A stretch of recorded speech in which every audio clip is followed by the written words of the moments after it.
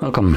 In front of me is a Motorola Edge 30 Fusion, and today I'll show you how you can hard reset this device through settings.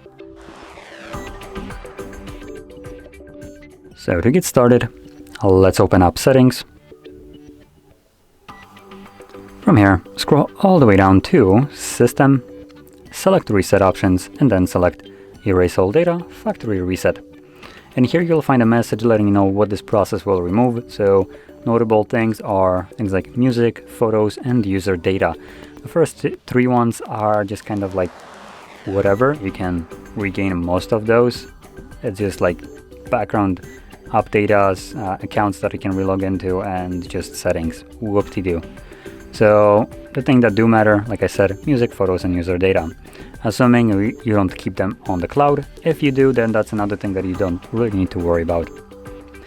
So anyway, from here, either back up your data that you want to preserve or just ignore this and select Erase All Data, and then do that once more, and this will begin factory resetting the device.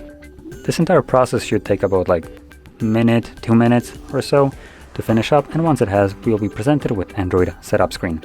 So I'll be back once that is visible.